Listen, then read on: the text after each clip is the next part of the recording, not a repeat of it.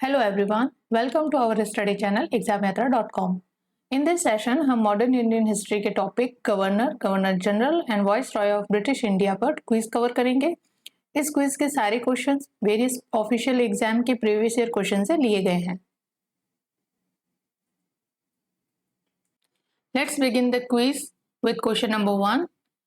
The policy of security cell is related with. Here policy of security cell, also known as ring fence, policy of ring fence is related with option A Warren Hastings, option B Lord Dalhousie, option C Henry Lawrence, option D Lauren Hastings. किस governor general के time period में ring fence policy company ने adopt की थी? तो आपका option A is the correct answer of this question, Warren Hasting के समय। What was the ring fence policy? Ring fence policy was introduced by East India Company. In this policy company was safeguarding the neighbors border in order to safeguard their British territory. ठीक है, यहाँ पे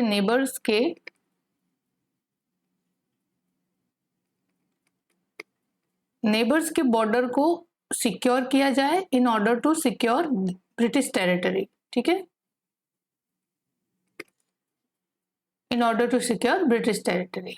तो ring fence के तहत company ने no war no expansion की policy अपनाई। No war no expansion. और रिंग फेंस की पॉलिसी इन्होंने 1757 से लगाकर 1773 का पीरियड, जो फर्स्ट फेज कहलाता है ब्रिटिश रूल का expansion and establishment in India की फर्स्ट फेज है 1757 से 1773 तक की, जिसमें पॉलिसी थी कंपनी की रिंग फेंस। ठीक है, रिंग फेंस पॉलिसी नेबर्स के बॉर्डर को आप सिक्योर करो in order to secure British territory, और खुद की टेरिटरी को सेफगार्ड करने के लिए आप नेबर्स के बॉर्डर सिक्योर करो। तो उस समय कंपनी का रूल बंगाल में एस्टेब्लिश हो चुका था। Bengal was the under control of British East India Company, और बंगाल को सेफगार्ड करने के लिए इन्होंने नेबरिंग एरिया जो अवध था उसको as a buffer zone create किया।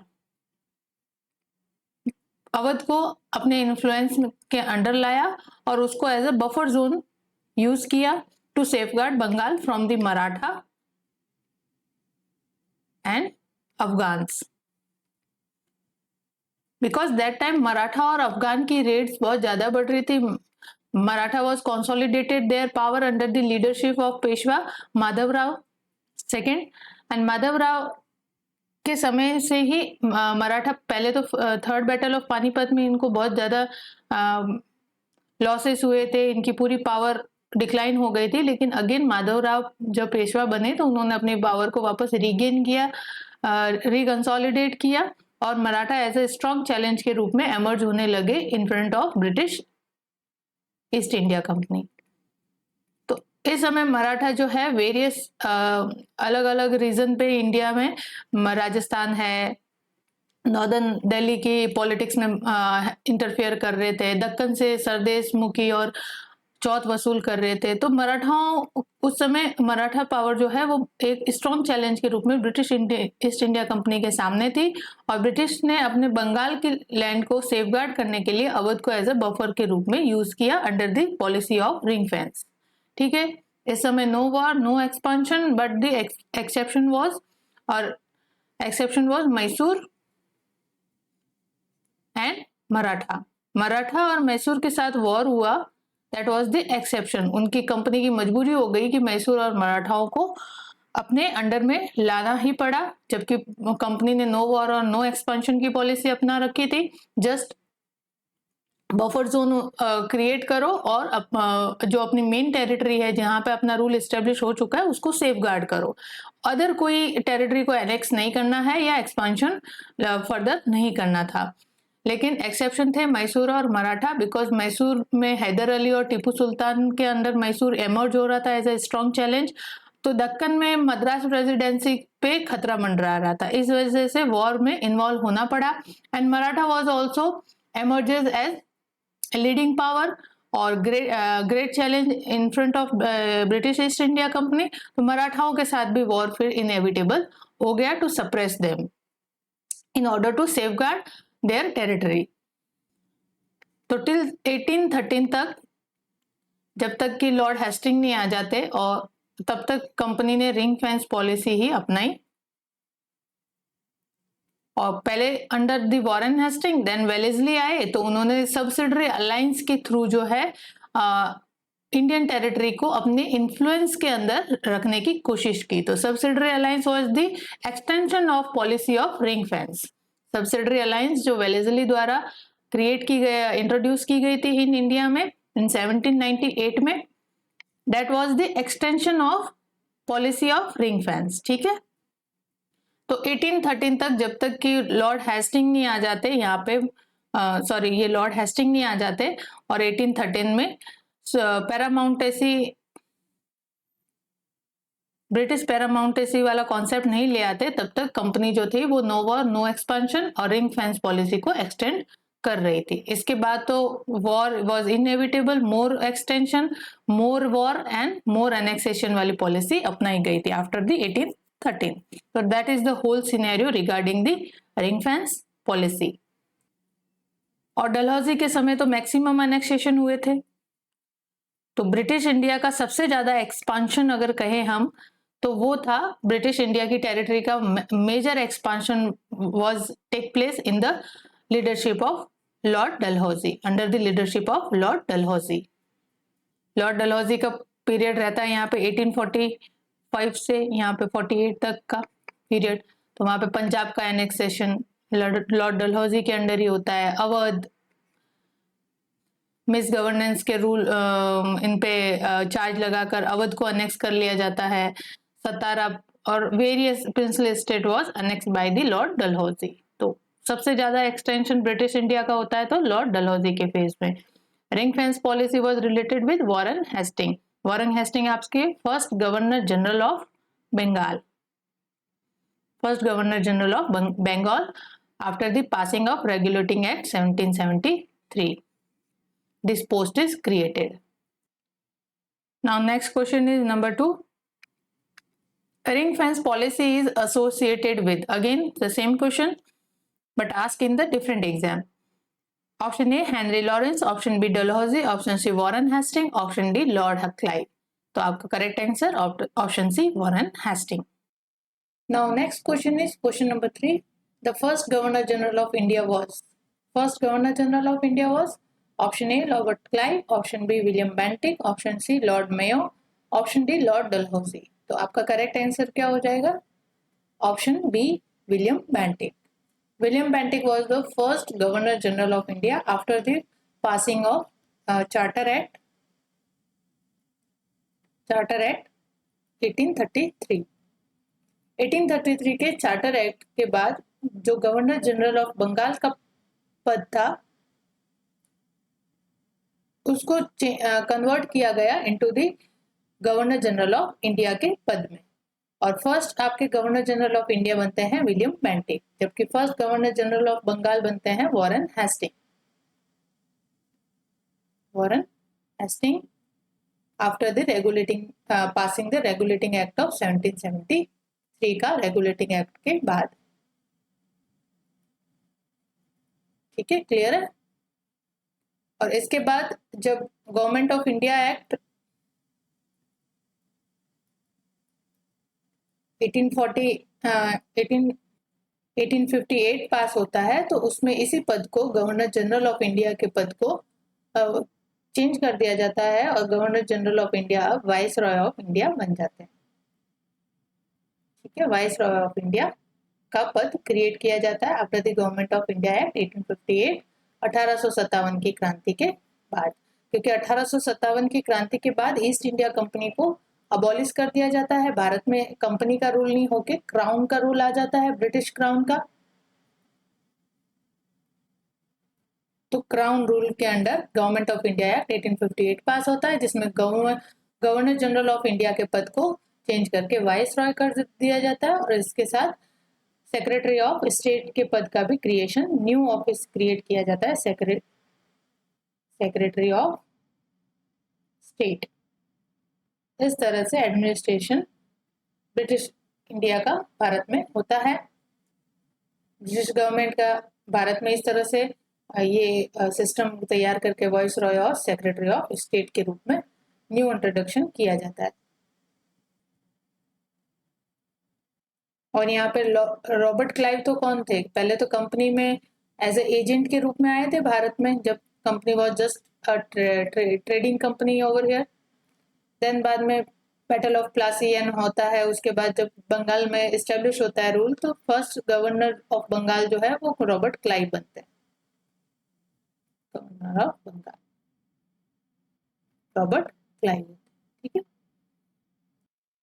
Next question is, at the time of establishment of Asiatic society in Calcutta, who was the governor general of Bengal? जब भारत में एशियाटिक सोसाइटी कलकत्ता की स्थापना हुई थी तो गवर्नर जनरल ऑफ बंगाल कौन थे? तो एशियाटिक सोसाइटी की स्थापना 1784 में होती है। तो आप टाइम पीरियड अगर आपको गवर्नर जनरल का पता हो कि इस समय कौन गवर्नर जनरल है, तो आप इजीली आइडिया लगा सकते हैं। तो option A Lord Cornwallis, option B Lord Warren Hasting, option C Lord Wellesley और ऑप्शन डी लॉर्ड बेंटिक। तो ये टाइम पीरियड है option B Lord Warren Hasting का, बिकॉज लॉर्ड वॉरेन हेस्टिंग का टाइम पीरियड रहता है 1773 से लगाकर 1785 तक। तो 1784 में एशियाटिक सोसाइटी ऑफ कलकत्ता की स्थापना होती है अंडर द रेन ऑफ या tenure of Lord Warren Hasting, first governor general of Bengal. तो एशियाटिक सोसाइटी के बारे में देख लेते हैं। एशियाटिक सोसाइटी की स्थापना होती है 1784 में बाय विलियम जोन्स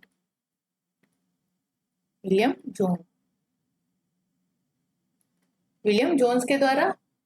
इसका एक्चुअली एम क्या था कि जब कंपनी का रूल इस्टेब्लिश हो गया भारत में, तो यहाँ के जो कल्चर है, इंडिया का जो कल्चर है, इंडिया का सराउंडिंग्स है, यहाँ के लिटरेचर है, उसके ऊपर रिसर्च करने के लिए इस ऑर्गेनाइजेशन का गठन किया गया था, एशियाटिक सोसाइटी। बेसिकली ये जो था एशियाटिक सोसाइटी, ये ओरिएंटल रिसर्च थी। हम पढ़ेंगे फिलॉसफी के बारे में कि जो ब्रिटिश ईस्ट इंडिया कंपनी ने यहाँ पे रूल एस्टेब्लिश करने के बाद जो पॉलिसी बनाई, तो उनकी पॉलिसी खाली अपने ट्रेड इंटरेस्ट को सेफगार्ड करने के लिए या रूलिंग इंटरेस्ट को सेफगार्ड करने के लिए नहीं थी। not was guided only by these traits but also guided by the various philosophy। अनेक विचारधाराओं के द्वारा भी जो ब्रिटिश लोगों द्वारा पॉलिसी भारत में इंट्रोड्यूस की गई थी, वो पॉलिसीज खाली अपने इंटरेस्ट के से गाइडेड नहीं थी, बल्कि फिलॉसफी जो थी, उनकी विचारधाराएं थी, उनसे भी गाइडेड थी। तो एक विचारधारा थी ओरिएंटलिस्ट विचारधारा। ओरिएंटलिस्ट का मतलब है कि जो आप इंडिया में जो भी पुराना ढांचा है या पुराना स्ट्रक्चर है, जो भी सिस्टम है, कस्टम है, उनकी रिसर्च करना। ठीक है, कोई चेंज नहीं करना, कोई no change in the society और character of society, structure of society, but just the study और research, study and research of Indian society. तो ये एम था ओरिएंटलिस्ट विचारधारा का। तो कंपनी की जितनी भी पॉलिसीज इंट्रोड्यूस हुई है, वो उनके खाली ट्रेड्स इंटरेस्ट या फिर रूलिंग इंटरेस्ट से ही गाइडेड नहीं थी, but was also guided by the various philosophy, various बहुत सारी विचारधाराओं से भी गाइडेड थी। ये हम सब लेसन में कवर किए हुए हैं, आप देख लेना वहां से। तो एशियाटिक सोसाइटी का एम क्या था? भारत के जो स्ट्रक्चर था, सोशल स्ट्रक्चर था या सराउंडिंग्स रीजन था इंडिया का, उसके ऊपर रिसर्च करना, बेसिकली इंडिया को जानना। That was the approach of orientalist philosophy, और we can say orientalist ideology.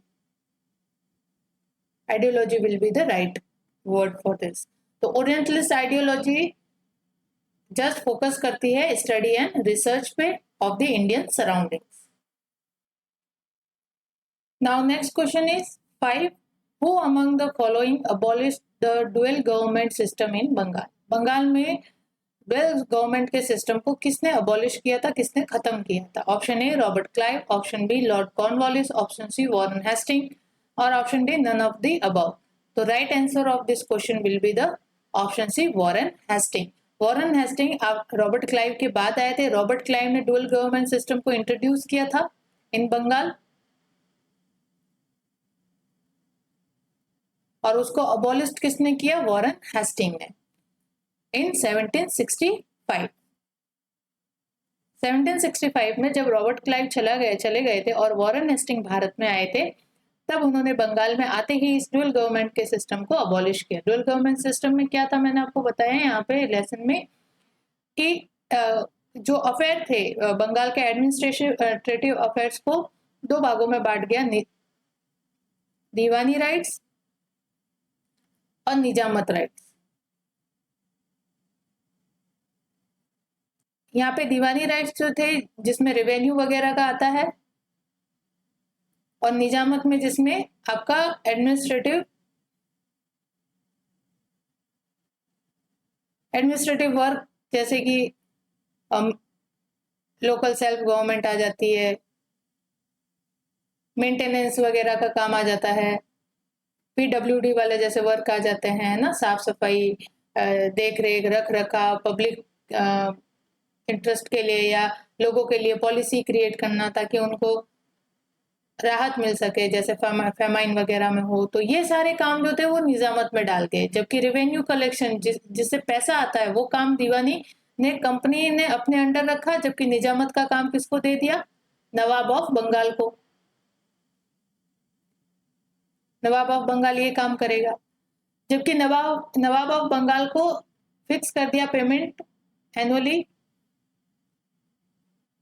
इस काम के लिए एक फिक्स पेमेंट दी जाती थी, लेकिन क्या उस फिक्स पेमेंट में इतने सारे काम जो पब्लिक ऑर्डर में हो रहे हैं क्या वो फुलफिल हो सकते हैं? जबकि पूरा रेवेन्यू का सोर्स किसके हाथ में है? कंपनी के हाथ में है।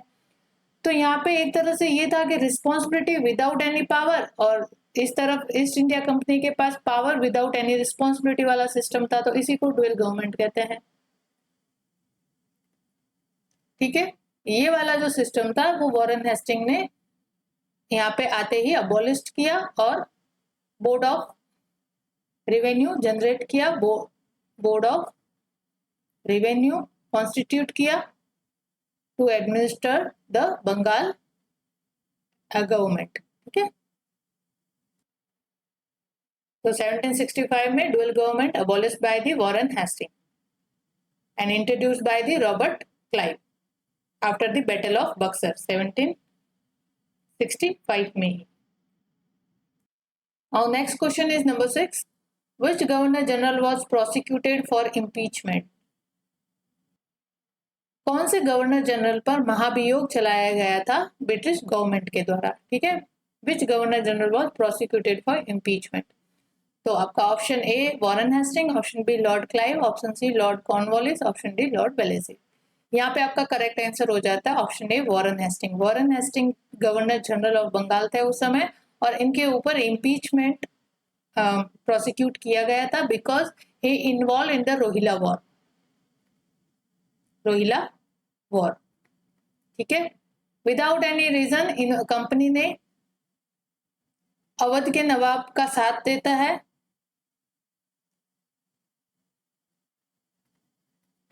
In order to curb Afghan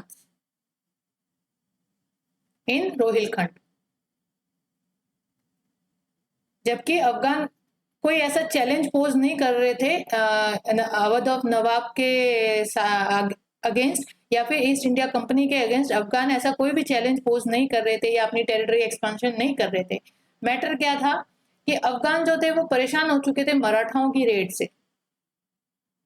Maratha बार बार जो है इनकी टेरिटरी पे रेड्स कर रहे थे, अग्रेसिव रेड्स कर रहे थे। उसकी वजह से ये अफगान जो थे यहाँ पे रोहिलखंड में बसे हुए, दैट अफगान जो थे ये पहले जो यहाँ पे शेरशाह सूरी वगैरह आए थे उनके ही ये डिसेंडेंट थे जो रोहिलखंड में बसे हुए थे। तो इन पे मराठाओं की रेड्स हो रही थी कंटिन्यूसली। इस वजह से ये परेशान होकर मराठाओं से अवध के नवाब के पास हेल्प मांगने जाते हैं। तो अवध का नवाब कहता है कि ओके मैं हेल्प तो करूंगा आपको, लेकिन उसके बदले मुझे 40 सोने की रॉड्स दो आप, गोल्डन रोड्स, छड़े, कितनी 40। तो फिर अफगान लोगों ने मना कर दिया, और अफगान लोगों ने मना कर दिया हेल्प लेने से।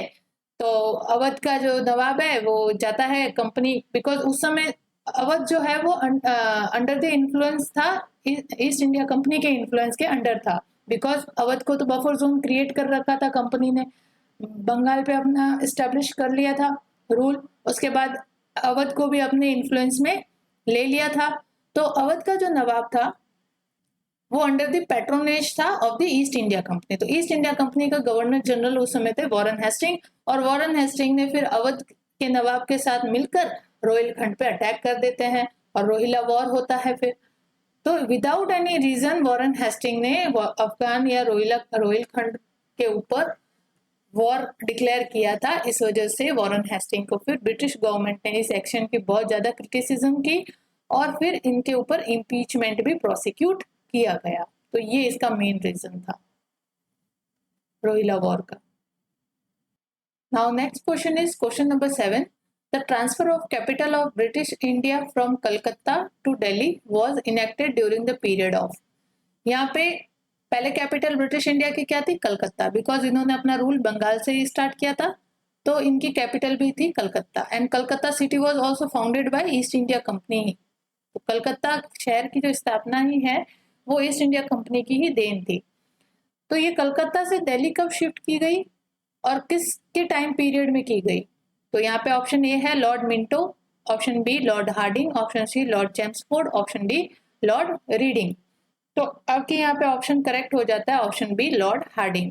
लॉर्ड हार्डिंग का टाइम पीरियड था 1910 से आपका 1916, 1910 से 1916 के बीच का पीरियड था, और ये कैपिटल ट्रांसफर होता है 1911 फ्रॉम कलकत्ता टू दिल्ली। दिल्ली से कलकत्ता कैपिटल ट्रांसफर होता है 1911 में, और लॉर्ड हार्डिंग उस समय गवर्नर जनरल ऑफ इंडिया होते हैं। तो यहाँ से 1911 में शिफ्टिंग होती है, लेकिन एक्चुअल ट्रांसफर ऑफ कैपिटल जो है इन दिल्ली वो 1912 में होता है। यहाँ पे खाली शिफ्टिंग होती है, शिफ्टेड कैपिटल, पर 1912 में एक्चुअल फॉर्म में दिल्ली जो है एज अ ब्रिटिश इंडिया की कैपिटल के रूप में एमर्ज होता है। ठीक है। Now next question is number 8। Who established the judicial organization in India? Judicial organization का एस्टेब्लिशमेंट किसने इंडिया में किया? Option A Lord Mayo, option B Lord Cornwallis, option C Lord Attlee, option D Lord Curzon. तो आपका right answer यहाँ पे है option B Lord Cornwallis. Lord Cornwallis ने 1793 में इस जुडिशियल ऑर्गेनाइजेशन को रखा एज अ कॉर्नवालिस कोड भी कहा जाता है। कॉर्नवालिस कोड के नाम से ये सिस्टम फेमस है। कॉर्नवालिस कोड में फर्स्ट टाइम जो रिवेन्यू मैटर है या जुडिशियल मैटर है, इन दोनों को सेपरेट किया गया। रिवेन्यू मैटर और जुडिशियल मैटर दोनों को सेपरेट किया गया, और रिवेन्यू मैटर के लिए परमानेंट सेटलमेंट जैसी व्यवस्था की गई इन बंगाल।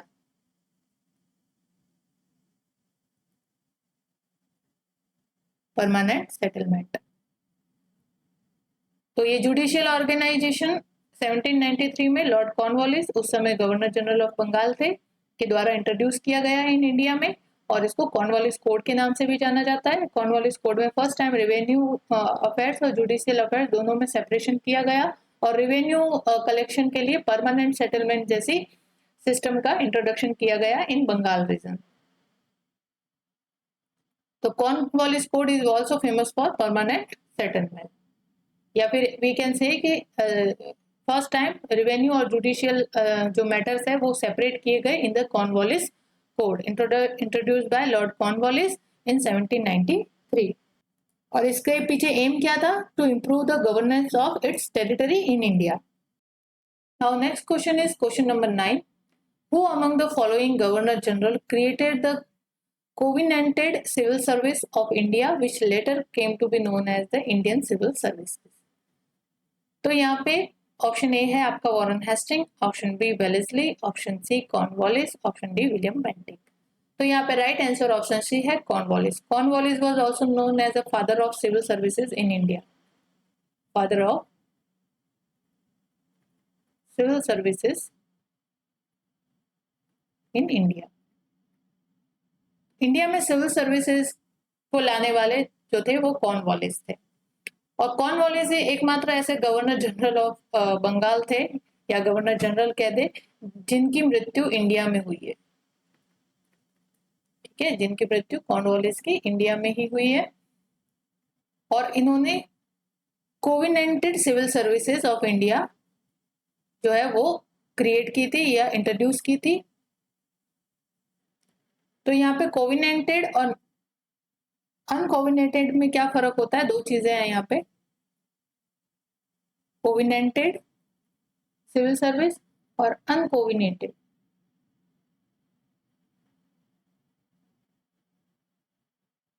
जो कोविनेंटेड सिविल सर्विसेज थी उसमें जो हायर पोस्ट थी एडमिनिस्ट्रेशन में, हायर पोस्ट जो थी उस पर ब्रिटिश लोग ही बैठेंगे। ठीक है, तो British civil servant occupying the higher post in the government. Covenanted का ये कॉन्सेप्ट था। और अनकोविनेंटेड का क्या कॉन्सेप्ट? तो अगेन यहाँ पे कॉर्नवालिस हम एक बार वापस देख लेते हैं। कॉर्नवालिस जो थे उन्होंने ही covenanted civil service of India का इंट्रोडक्शन भारत में किया था। And he was also known as father of civil services in India. Covenanted और अनकोविनेंटेड का मतलब क्या है? कोविनेंटेड के अंदर जो हायर पोस्ट होगी वो ब्रिटिश सिविल सर्वेंट है उनके द्वारा ऑक्यूपाई की जाएगी इन द एडमिनिस्ट्रेशन। अनकोविनेंटेड में ये सिस्टम दिया गया कि जो सिविल सर्विसेज है उनमें इंडियंस की एंट्री को भी इंट्रोड्यूस किया जाए एट द लोअर रैंक। तो ये कॉन्सेप्ट अनकोविनेंटेड सिविल सर्विसेज में था। और कोविनेंटेड सिविल सर्विसेज में था कि जो हायर पोस्ट है उस पर ब्रिटिश सिविल सर्वेंट है वो ऑक्यूपाई करेंगे हायर पोस्ट को। तो इसका इंट्रोडक्शन कॉर्नवालिस के द्वारा भारत में किया गया। और कॉर्नवालिस एकमात्र ऐसे गवर्नर जनरल थे जिनकी मृत्यु जो है वो इंडिया में रहते ही हुई थी। Now next question is question number 10। The enforcement of public service was done in. Public service या सिविल सर्विस, पब्लिक सर्विस कह दो या सिविल सर्विसेज कह दो, एक ही बात है। The enforcement of public service was done in tenure of Bentinck, tenure of Cornwallis, tenure of Curzon और टेन्योर ऑफ डलहौजी। तो option B will be the right answer, tenure of Cornwallis. Now next question is number 11. The tomb of Lord Cornwallis is situated at। tomb उनका स्मारक, मरने के बाद जो स्मारक बनता है वो कहाँ स्थित है?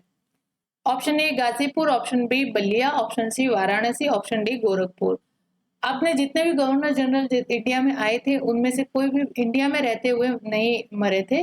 एक लॉर्ड कॉर्नवालिस जो थे वो इंडिया में रहते हुए इनकी डेथ होती है। और इनका टॉम जो है, इनकी समाधि जो है वो गाजीपुर उत्तर प्रदेश में बनाई जाती है। Option A is the correct answer. Ghazipur कहाँ पे स्थित है? उत्तर प्रदेश में, यूपी में। और that time United Province, United Province. UP को पहले क्या, ब्रिटिश इंडिया के टाइम में यूनाइटेड प्रोविंस के नाम से जाना जाता था, UP. Later it's change into Uttar Pradesh when India got freedom in 1947. Now next question is question number 12. Between whom was the Treaty of Bassein signed in 1802? 1802 में ट्रीटी ऑफ बसिन किनके बीच में साइन होती है? Option A English and Bajirao first, option B English and Bajirao second, option C French and Bajirao first, option D Dutch and Bajirao second. तो treaty of Bassein जो थी वो as a subsidiary alliance थी, एक तरह की सब्सिडरी ट्रीटी कह सकते हैं हम। और सब्सिडरी ट्रीटी के लिए कौन फेमस थे? Lord Wellesley.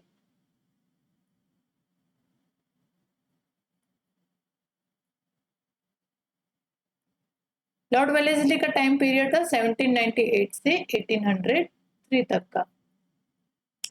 तो 1802 में ट्रीटी ऑफ बसिन साइन होती है, तो करने वाली कौन होगी? Lord Wellesley. तो लॉर्ड वेलेस्ली इंग्लिश थे, बिल्कुल ब्रिटिश थे। तो यहाँ से डच और फ्रेंच तो आप काट दोगे ऐसे एलिमिनेशन प्रोसेस से, आप आंसर लाओगे। अब यहाँ पे है बाजीराव फर्स्ट या बाजीराव सेकंड, तो ये 1802 का पीरियड है। बाजीराव फर्स्ट तो बहुत पहले हुए, 1802 के टाइम आपका सेकंड एंग्लो मराठा वॉर देखने को मिलता है। उस समय बाजीराव फर्स्ट नहीं हुआ करते थे, तो उस समय कौन था? बाजीराव सेकंड, रघुनाथ राव का बेटा पेशवा बना हुआ था। एंड ही वॉज सेम अपने पिताजी की तरह, जो रघुनाथ राव थे उनकी तरह कायर था। और बाजीराव सेकंड को जब होलकर ने अटैक किया था, ये बीच में मराठा कॉन्फेडरेसी में बहुत सारे आपस में म्यूचुअल क्रूरल्स होने लगे थे, तो होलकर ने जब बाजीराव सेकंड पे अटैक किया तो ये भाग गया वापस अपने पिताजी की तरह, रघुनाथ राव की तरह, ब्रिटिश से हेल्प मांगने के लिए। और फिर ब्रिटिश ने हेल्प के बदले ट्रीटी साइन करवाई, treaty of Bassein, which was a subsidiary treaty. और Maratha confederacy come under the influence of British East India Company by the signing of the subsidiary treaty with the Lord Wellesley. तो यहाँ पे आपका option B जो है वो correct होता है, इंग्लिश एंड बाजीराव सेकंड के बीच में। बिकॉज यहाँ पे बाजीराव फर्स्ट का तो पीरियड 1720 के आसपास का रहता है, और ये बाजीराव सेकंड जो है ये 802 के आसपास का पीरियड है। तो इतना पूरी सेंचुरी चेंज हो रही है। बाजीराव फर्स्ट तो ऑप्शन में होंगे ही नहीं, ब्रिटिश के साथ बाजीराव फर्स्ट की कोई भी नहीं होगी। उस समय तो ब्रिटिश लोगों ने अपना इस्टेब्लिश ही नहीं किया था रूल इन इंडिया में। बंगाल में भी उनका रूल कब स्टार्ट होता है? 1757 प्लासी के बैटल के बाद। तो 1757 में तो बाजीराव फर्स्ट तो 1720 के टाइम के थे, तो इनके साथ तो कोई ट्रीटी का क्वेश्चन ही नहीं होता है। और उस समय तो मुगल एम्पायर था, Mughal empire was as a supreme power in India, और company was a mere a trading company in India. Trade कर रही थी, ट्रेड करने के लिए तो 1600 से ही यहाँ आई हुई थी, लेकिन वो जस्ट अ ट्रेडिंग कंपनी के रूप में थी, कोई ऐसा अपना टेरिटोरियल गेन कंपनी ने नहीं किया हुआ था। तो यहाँ आपको थोड़े ईयर्स वगैरह रिलेटेड जिसके भी है, आपको थोड़े से सन वगैरह याद रखने पड़ेंगे, तभी आप क्वेश्चन को राइट अप्रोच से अटेंड कर पाएंगे। Now next question is question number 13। First Maratha Sardar to accept the subsidiary alliance of Lord Wellesley was। Lord Wellesley के साथ सब्सिडरी अलायंस साइन करने वाला पहला मराठा सरदार कौन था? तो वही आपने अभी जो अपने आगे प्रीवियस क्वेश्चन किया उसी पे वो है। Option A Peshwa Bajirao second, option A Raghoji Bhosle, option C Daulat Rao Scindia, option D none of the above. तो इसमें सबसे पहले थे पेशवा बाजीराव सेकंड। पेशवा बाजीराव सेकंड ने 1802 में ट्रीटी ऑफ बसीन साइन करके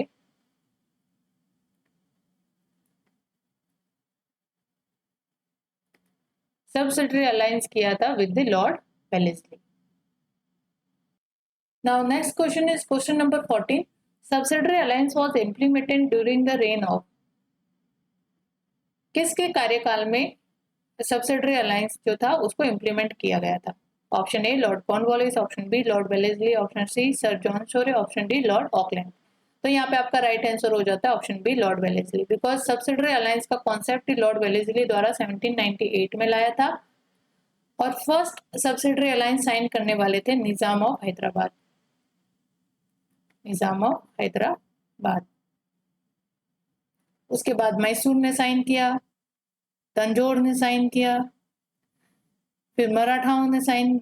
मराठा जो थे वो हम कह सकते हैं कि लास्ट पावर थी या लास्ट इंडियन रूलर थे जिसने सब्सिडरी अलायंस साइन किया था। सबसे पहले निजाम ऑफ हैदराबाद ने। फर्स्ट अगर पूछा जाए कि फर्स्ट सब्सिडरी अलायंस किसने साइन किया, तो निजाम ऑफ हैदराबाद से इन 1798। फिर 1799 में फोर्थ एंग्लो मैसूर वॉर में जब टीपू सुल्तान हार जाता है, तो वहां पे वाडिया डायनेस्टी के माइनर राजा को राजा बना के उनके साथ सब्सिडरी अलायंस क्रिएट किया जाता है इन 1799 में। फिर तंजौर, मराठा, इस तरह से सबने सब्सिडरी अलायंस साइन की थी। तो लास्ट जो थे वो मराठा थे अराउंड 1802 में, बिकॉज लॉर्ड वेलेस्ली का टेन्योर जो है वो 1798 से 1803 तक था। तो 1802 में मराठा पावर ने ट्रीटी ऑफ बसीन साइन करके सब्सिडरी अलायंस में आ गए थे। तो यहाँ पे निजाम ने कब साइन की? 1798 में।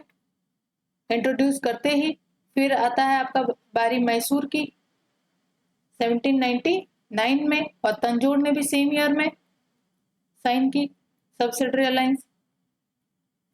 देन आते हैं मराठा अंडर पेशवा, यहाँ पे पेशवा लिख दो। पेशवा ने कब साइन की? ट्रीटी ऑफ बसिन 1802, और सिंधिया और Gaekwad of Baroda,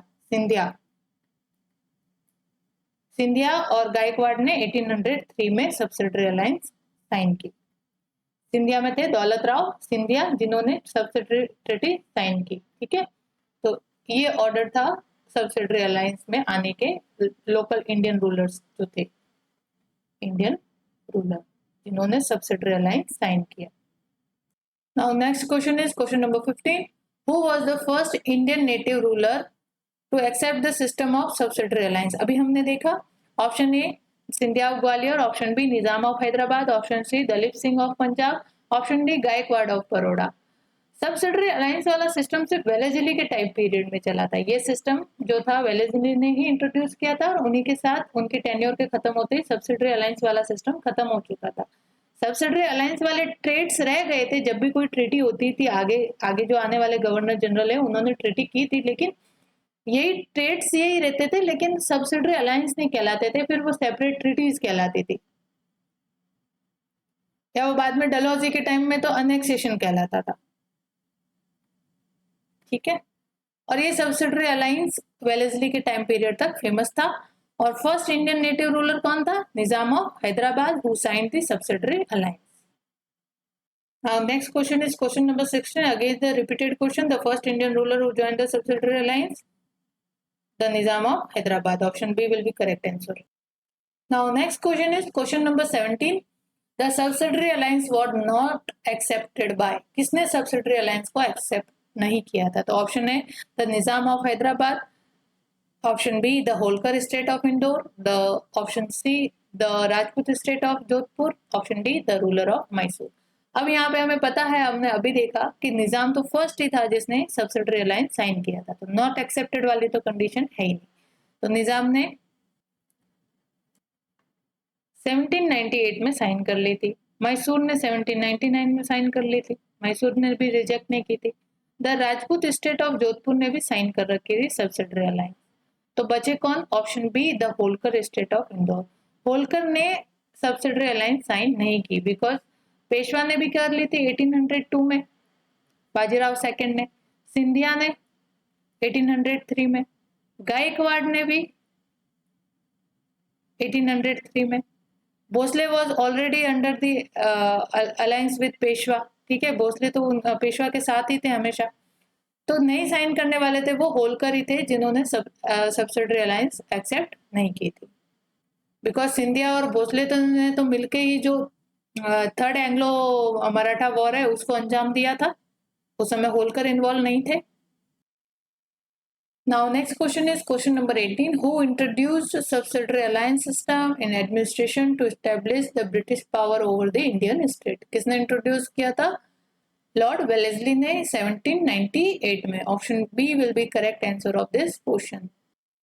next question is question number 19, the main aim of East India Company to make subsidiary alliance in Rajput state.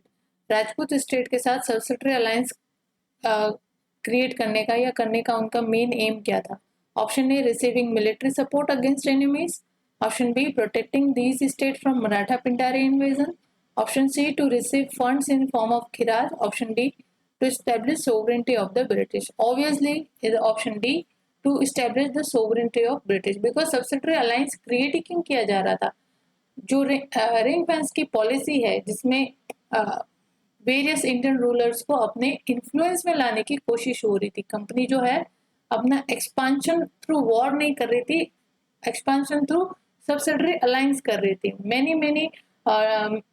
many more territories of Indian ruler came into the influence of British East India Company by the subsidiary alliance। तो subsidiary alliance का aim था to establish the sovereignty of British या British East India Company। यहाँ पे इनमें से कोई भी एम नहीं था। मिलिट्री सपोर्ट तो उनको चाहिए नहीं, because British army was already a strong और efficient army, protecting these state from Maratha Pindari invasion, उनको क्या लेना देना मराठा पिंडारी से उनको प्रोटेक्ट करने का, बिकॉज जो मराठा पिंडारी तो राजस्थान में रेड कर ही रहे थे, उनको कोई लेना देना नहीं था। लेकिन राजस्थान इनके इन्फ्लुएंस में कब आता है, जब मराठाओं को कंप्लीट सप्रेस कर दिया जाता है through all Anglo Maratha Wars. 3 Anglo Maratha Wars के बाद जब मराठा सप्रेस हो जाता है और राजस्थान का रीजन जो है वो ब्रिटिश लोगों के इन्फ्लुएंस में आता है, तो जस्ट सोवरेनिटी स्टैब्लिश करने के लिए ब्रिटिश लोगों ने सब्सिडरी अलायंस साइन किया था।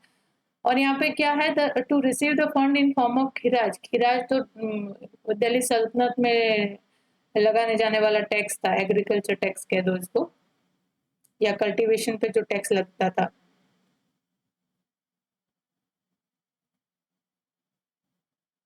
ये एग्रीकल्चरल टैक्स था या कल्टीवेशन लैंड पे जो टैक्स लगाया जाता था उसको खिराज कहते थे।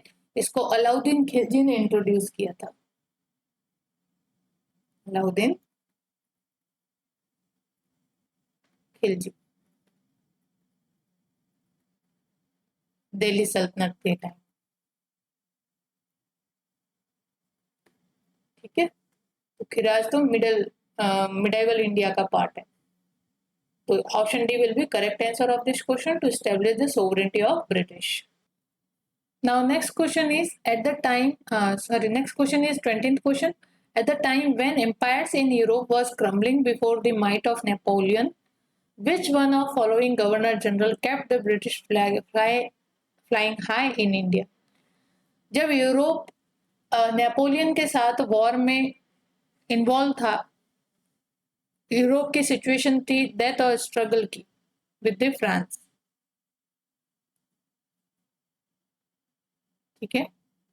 तब भारत में ऐसा कौन सा गवर्नर जनरल था जिसने ब्रिटिश फ्लैग को हाई रखा, ब्रिटिश नेपोलियन का असर इंडियन टेरिटरी पे नहीं होने दिया? तो यहाँ पे नेपोलियन का जो ये वॉर है, नेपोलियनिक वॉर के नाम से जाना जाता है, इसका पीरियड होता है 1803 से लगा के 1815 तक का पीरियड रहता है। It's a series of war. Napoleonic war was a series of war which led by the Napoleon. Napoleon कौन था? फ्रांस का, फ्रांस की जो एडमिनिस्ट्रेशन का पूरा लीडरशिप है वो नेपोलियन के अंडर आ जाती है after the French revolution in 1789 to 1999। ये वाला पीरियड 1799 वाला जो पीरियड है वो भारत में Anglo French war Anglo Mysore war चल रहा होता है। Tipu Sultan was also the part of Jacobin club which is related with the French government, और उस समय नेपोलियन था। तो यही एक कारण था कि टीपू को सप्रेस करने का वेलेस्ली ने स्ट्रिक्ट एक्शन लिया against Tipu, because Tipu was associated with the French government which led by that time Napoleon.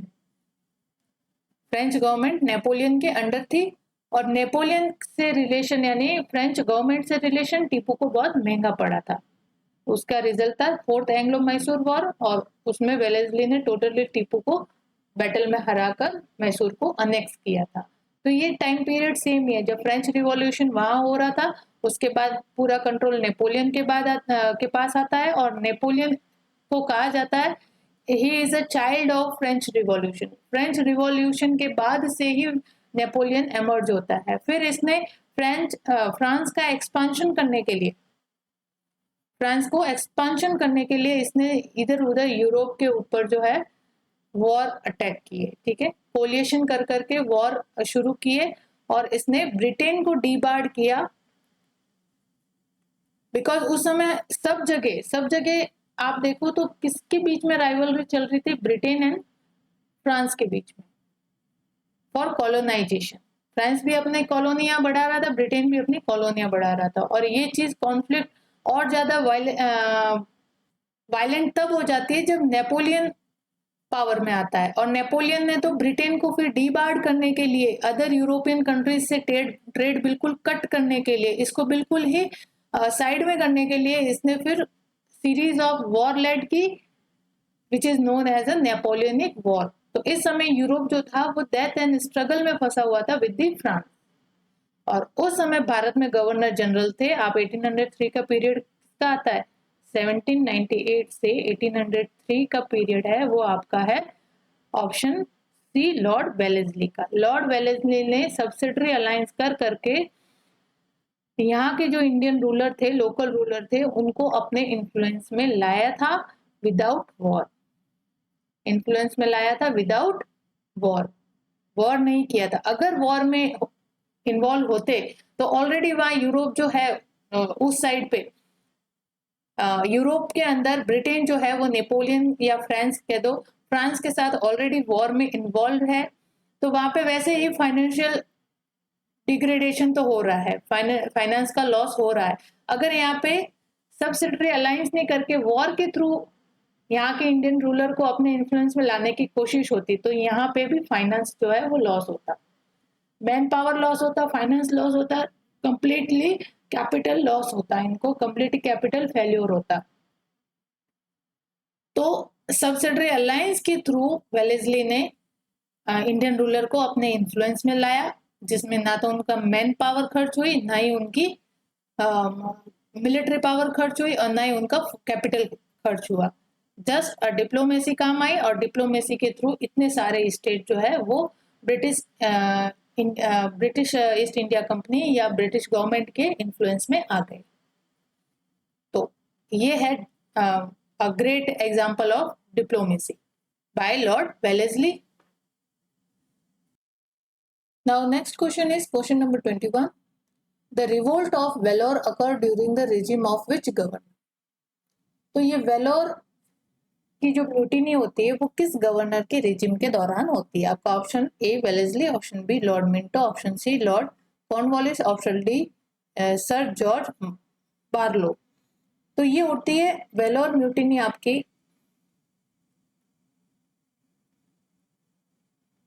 Revolt of Vellore कह दो या वेलोर म्यूटिनी जो होती है वो 1806 के आसपास होती है, और ये होती है मद्रास प्रेसिडेंसी के वेलोर सिटी में।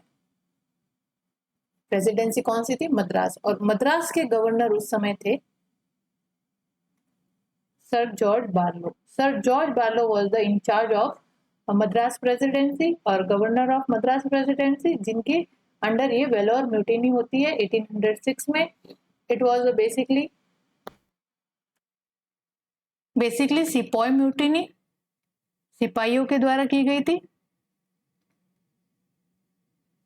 और इसका बेसिक कॉज या कह दो इमीडिएट कॉज जो था वो था ड्रेस कोड में चेंज। जो सिपाही का ड्रेस कोड था उसमें चेंजेस किए गए थे, जैसे कि हिंदू सिपाही को डिबार्ड किया गया from the bearing religious symbols like Tilak and all. Muslims अगर कोई थे उसमें तो उनको कहा गया कि तुम ये बियर्ड वगैरह शेव करो। तो इस तरह के चेंजेस इंट्रोड्यूस किए गए थे in the dress code, and this was basically resentment या कह सकते हैं कि असंतोष था towards the British government by the soldiers of Vellore city. और इसको बाद में फिर आरकोट जो कर्नाटक की कैपिटल थी, आरकोट से इन्फेंट्री भेजी गई और इस म्यूटिनी को कर्ब किया गया। तो वेलोर म्यूटिनी 1806 में होती है। उस समय मद्रास के गवर्नर थे सर जॉर्ज बार्लो। और वेलोर म्यूटिनी को because is a sepoy mutiny, तो we can say it's a predecessor or precursor of revolt of 1857, revolt of 1857 की क्रांति का प्रीडेसर भी मान सकते हैं, क्योंकि 1857 की क्रांति भी सिपाही म्यूटिनी के नाम से भी जानी जाती है। बेसिकली सिपाहियों ने ही सबसे पहले रिवोल्ट किया था अगेंस्ट द ब्रिटिश गवर्नमेंट। तो Vellore mutiny was took place almost the half century पहले, यानी 1857 में ये होती है और 1806 में ये होती है। तो ऑलमोस्ट हाफ सेंचुरी का गैप होता है, और हाफ सेंचुरी के पहले एक इस तरह की सिपाही म्यूटिनी वेलोर सिटी में देखी जाती है। Now next question is 22. Anglo Nepal war took place during the reign of? Option A Lord Cornwallis, option D lord Hasting, option C Lord Wellesley, option D Warren Hasting. तो आपके एंग्लो नेपाल वॉर होता है 1814 से 1816 के बीच में। एंड एंग्लो नेपाल वॉर के समय 1814 से 1816 के पीरियड में कौन से गवर्नर जनरल थे? गवर्नर जनरल ऑफ बंगाल थे आपके लॉर्ड हेस्टिंग, बिकॉज 1813 में लॉर्ड हेस्टिंग यहाँ पे आते हैं, फिर 1814 में ये एंग्लो नेपाल वॉर करते हैं इसी और 1816 में ट्रीटी ऑफ सागोली साइन करते हैं विद नेपाल गोरखाओं के साथ। ट्रीटी ऑफ सागोली साइन होती है और इसी के साथ ये एंग्लो नेपाल वॉर एंड होता है, जिसमें हिमाचल और तराई रीजन जो है हिमाचल, शिमला और ये तराई रीजन जो है वो ब्रिटिश टेरिटरी में मर्ज हो जाता है और गोरखाओं को इस वाली टेरिटरी से अपने आप को सीड करना पड़ता है, अपने आप को यहाँ से हटाना पड़ता है। इस तरह से हिमाचल और शिमला वगैरह का जो एरिया है वो ब्रिटिश टेरिटरी के कंट्रोल में आ जाता है, which was earlier the under of Gorkha control. पहले इस रीजन पे, तराई रीजन पे, हिमाचल रीजन पे और उस तरफ सिक्किम से लगाकर हिमाचल तक और यहाँ पे गोरखपुर अवध के पास तक का एरिया जो था वो पूरा गोरखाओं के अंडर में आता था। लेकिन ट्रीटी ऑफ सागोली के बाद जब एंग्लो नेपाल वॉर होता है और उसमें गोरखा आर्मी ब्रिटिश आर्मी से डिफीट फेस करती है, फिर ट्रीटी ऑफ सागोली के साथ ही इस एरिया को अपने अंडर में ले आते हैं ब्रिटिश, ठीक है, under the leadership of lord Hasting. और इसी के बाद नेपाल वॉर जब एंड होता है उसके बाद ये आपका Anglo Maratha, third Anglo Maratha war start हो जाता है, तो उसमें उस कंपनी उस समय उधर डील कर रही होती है। Now next question is question number 23, the treaty of Sugauli took place in the year. अभी बताया मैंने सगोली या सिगोली ऐसे जो भी कह दो, तो treaty of Sugauli took place in the year of option A 1800 AD, option B 1803 AD, option C 1805 AD और ऑप्शन डी 1816 AD। तो वॉर स्टार्ट होता है 1814 में, एंड होता है 1816 में by the signing of treaty of Sugauli. तो option D will be correct answer of this question. Now next question is question number 24, which one of the following pair is not correctly matched. आपको जो सही चयन सही तरह से match नहीं है, करेक्ट नहीं है, उनको आपको ढूंढना है पेयर्स को। तो option A Hector Munro battle of Buxar, option B Lord Hasting Anglo Nepal war, option C Lord Wellesley fourth Anglo Mysore war और option D Lord Cornwallis third Anglo Maratha war. तो एक एक करके देखते हैं।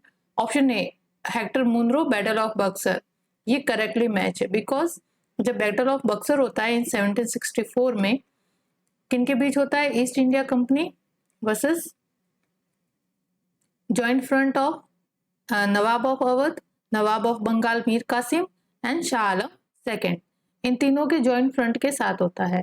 तो उस समय ईस्ट इंडिया कंपनी की तरफ से मिलिट्री कमांड किसके हाथ में थी? हेक्टर मुनरो के हाथ में। रॉबर्ट क्लाइव तो उस समय गवर्नर ऑफ बंगाल था, लेकिन बैटल ऑफ बक्सर में जो लीड कर रहा था मिलिट्री आर्मी को कमांड कर रहा था वो थे Hector Munro in the battle of Buxar 1764, ठीक है। तो ये करेक्टली मैच है। Lord Hasting Anglo Nepal war, अभी हमने देखा कि एंग्लो नेपाल वॉर कब स्टार्ट होता है? 1814 से 1816 के बीच का पीरियड, और लॉर्ड हेस्टिंग आते हैं आपके 1830 में भारत में। तो लॉर्ड हेस्टिंग ही थे जिसने एंग्लो नेपाल वॉर में पार्टिसिपेट किया था, तो ये भी करेक्टली मैच है। Lord Wellesley fourth Anglo Mysore war, fourth Anglo Mysore war में कौन थे? थर्ड एंग्लो मैसूर वॉर जब हुआ था उसमें कॉर्नवालिस थे। Cornwallis was the governor general of Bengal. और फोर्थ एंग्लो मैसूर वॉर में लॉर्ड वेलेस्ली थे, और लॉर्ड वेलेस्ली ने ही तो 1799 में टीपू के साथ सब्सिडरी अलायंस साइन की थी, तो ये भी करेक्टली मैच है। अब लॉर्ड कॉर्नवालिस बता रहे हैं थर्ड एंग्लो मराठा वॉर में।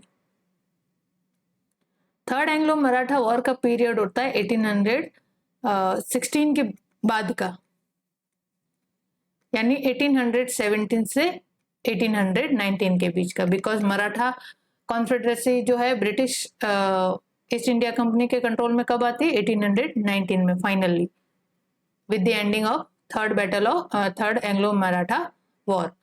तो यहाँ पे टाइम पीरियड 1807 से 1819 का है, जबकि कॉर्नवालिस तो इन्वॉल्व कब थे? थर्ड एंग्लो मैसूर वॉर में, और थर्ड एंग्लो मैसूर वॉर तो 1780 से 84 के बीच में था। तो ये टाइम पीरियड किसका हो सकता है? 1817 में 1819 के बीच का लॉर्ड हेस्टिंग का। तो यहाँ पे ये करेक्टली मैच नहीं है। ये लॉर्ड कॉर्नवालिस की जगह कौन है यहाँ पे? Hasting.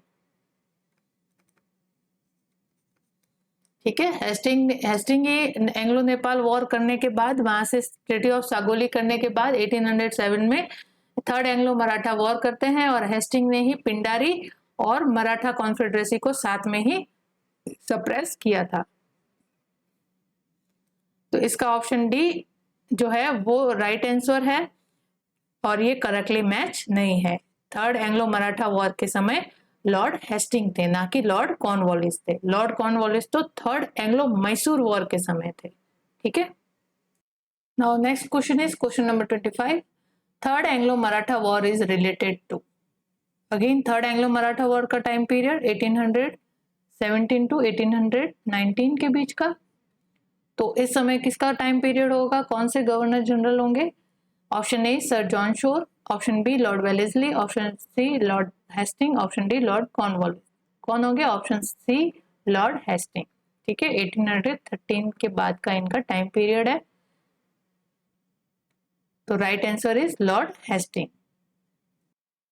Next question is question number 26। Sir Thomas Munro was governor of Madras during the year, option A 1820 से 1827, option B 1819 to 1826, option C 1822 to 1829, option D 1818 to 1825।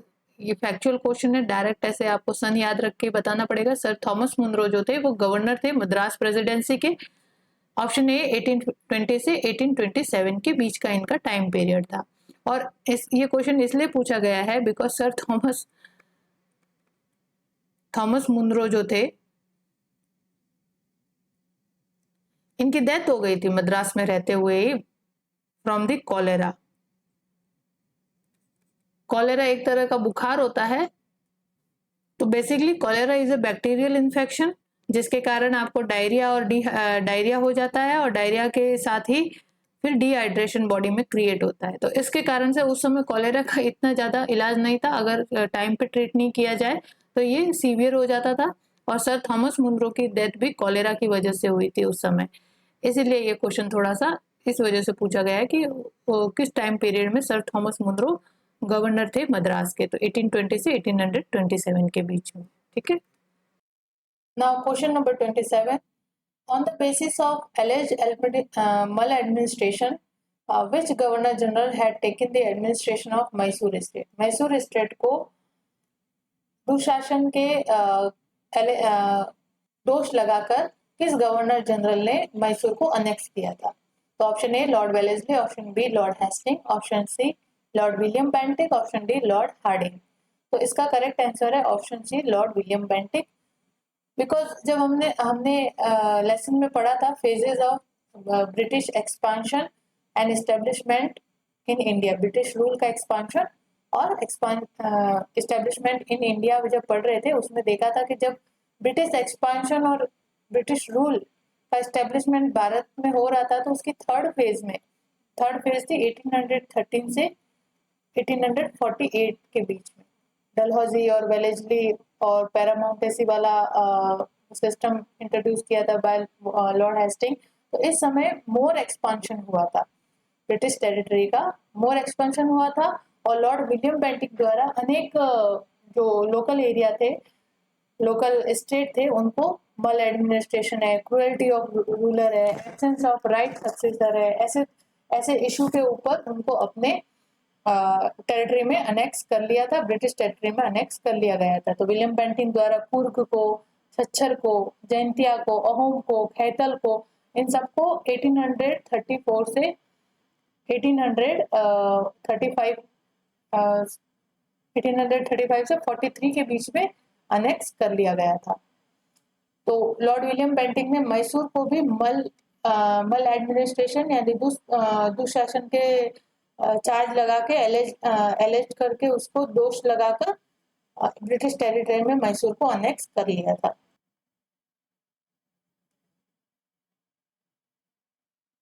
Now next question is question number 28. Who among the following Governor General of Bengal was associated with the Third Anglo-Mysore War? Third Anglo Mysore war के समय governor Bengal के governor general कौन थे? Option A Warren Hasting, option B Lord Cornwallis, option C sir John Shore, option D lord William Cavendish Bentinck. ठीक है, तो third Anglo Mysore war का period है 1790 से 92 का। तो यहाँ पे आपका करेक्ट आंसर जो है वो लॉर्ड कॉर्नवालिस हो जाता है, बिकॉज ये जो है 1786 से 93 का पीरियड होता है। तो थर्ड एंग्लो मैसूर वॉर 1790 से 92 के बीच में लड़ा जाता है। तो उस समय किनका टेन्योर होता है? लॉर्ड कॉर्नवालिस का, बिकॉज वॉरेन हेस्टिंग इनसे पहले होते हैं 1773 से 86 के बीच में वॉरेन हेस्टिंग होते, तो ये तो नहीं हो सकते। सर जॉन शोर तो बहुत लेट आते हैं, और लॉर्ड विलियम बेंटिक 1833 के आसपास होते हैं। तो थर्ड एंग्लो मैसूर वॉर में लॉर्ड कॉर्नवालिस का टाइम पीरियड है 1786 से 93। इनके बाद जो है जब फोर्थ एंग्लो मैसूर वॉर होता है तब आते हैं लॉर्ड वेलेस्ली इन 1798। तब 1799 में थर्ड एंग्लो मैसूर वॉर होता है, sorry fourth Anglo Mysore war होता है, और फाइनली मैसूर अनेक्स होता है बाय लॉर्ड वेलेस्ली। उससे पहले किनका टाइम पीरियड होता है? लॉर्ड वेलेस्ली से पहले लॉर्ड कॉर्नवालिस का, और वो एसोसिएट होते हैं थर्ड एंग्लो मैसूर वॉर के साथ। Now next question is number 29. Who among the following was associated with suppression of thugs? ठगों को सप्रेस करने में कौन एसोसिएट था, या किसने ठगों को सप्रेस किया था? Option A General Henry Prendergast, option B Captain Sleeman, option C Alexander Boris, option D Captain Robert Pemberton. तो यहाँ पे आपका ऑप्शन बी जो है कैप्टन स्लीमान, डायरेक्ट याद रखिए आप, कैप्टन स्लीमान जो थे वो एसोसिएटेड थे with suppression of thugs. Captain Sleeman को लॉर्ड विलियम बेंटिक ने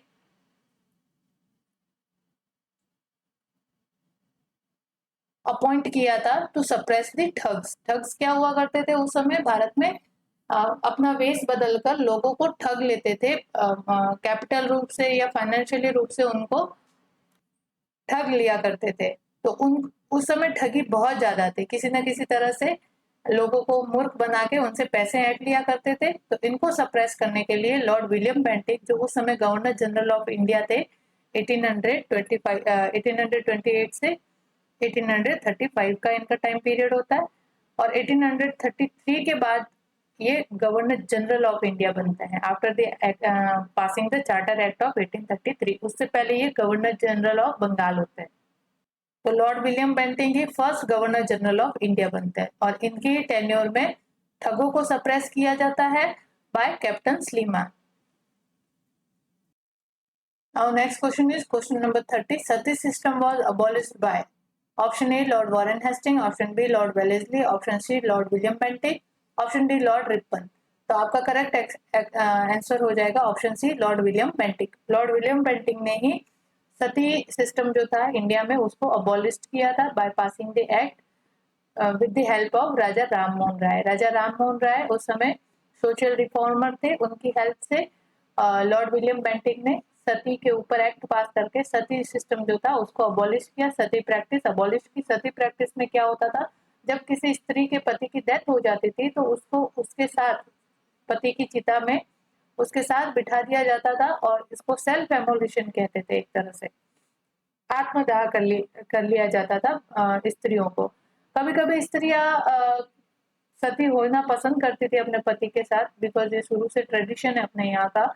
लेकिन कुछ महिलाएं जो थी बाद में वो ये मन से नहीं चाहती थी करना, सती प्रैक्टिस करना नहीं चाहती थी, और फिर उनको जबरदस्ती अपने पति की चिता के साथ बिठाया जाता था और जला दिया जाता था। तो इस तरह की नॉन ह्यूमन प्रैक्टिस को रोकने के लिए लॉर्ड विलियम बेंटिक द्वारा एक्ट पास किया गया, जिसमें सती प्रैक्टिस को अबॉलिश किया गया फ्रॉम द इंडिया। बैन लगाया गया उस पे, सती प्रैक्टिस पे। अगर और कोई भी सती सिस्टम में या सती प्रैक्टिस करता है या किसी के द्वारा करवाई जाती है तो उसको इंडियन पीनल कोड के तहत फिर प्रोसिक्यूट किया जाता था। और सती सिस्टम को इन्होंने अबॉलिश कब किया था? इनका टाइम पीरियड है 1828 से 1835 तक के पीरियड का, और 1829 में सती प्रैक्टिस को अबॉलिश किया गया था। तुरंत उनके टेन्योर के 1 साल बाद ही इस प्रैक्टिस को अबॉलिश कर दिया गया था। Now next question 31, in which year पूछ लिया डायरेक्ट, अभी मैंने बताया sati system was abolished by William Bentinck.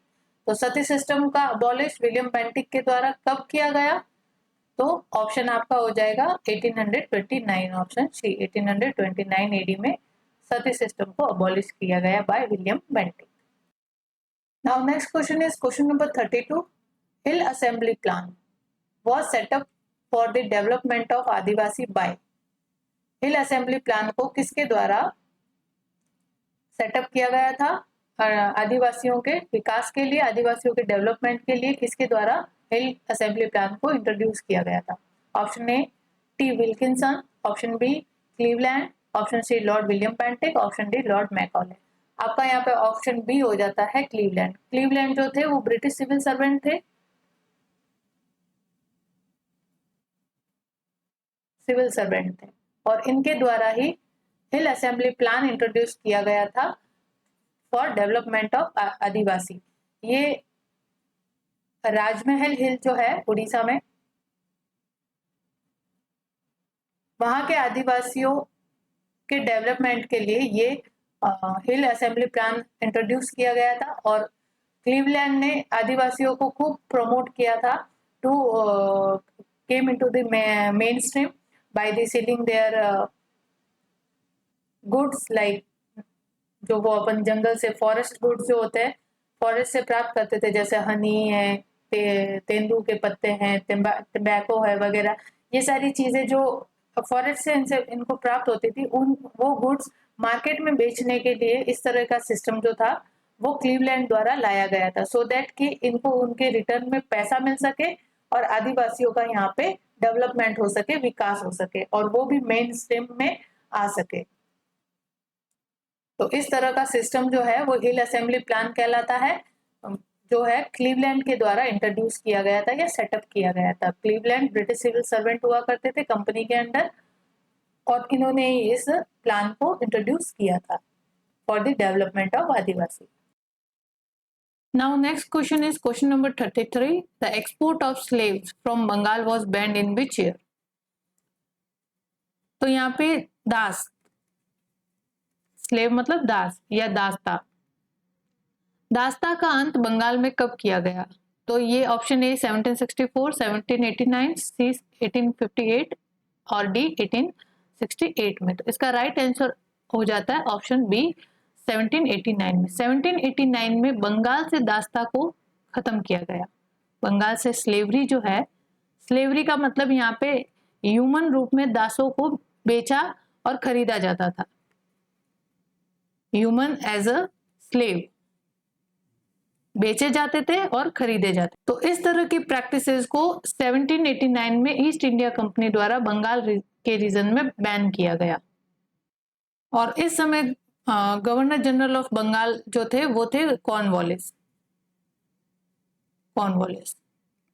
तो कॉर्नवालिस के समय में बंगाल में दास्ता को खत्म किया गया, बंगाल में स्लेवरी को खत्म किया गया था।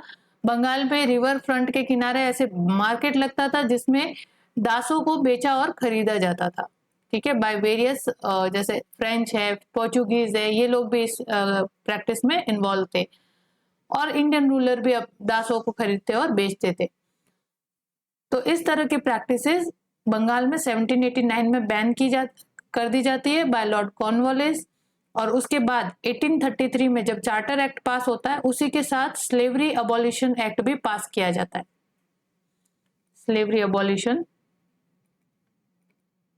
एक्ट भी पास करके इस तरह की प्रैक्टिस पे बैन लगाया जाता है। और फाइनल में इन 1843 में इंडियन स्लेवरी एक्ट पास किया जाता है,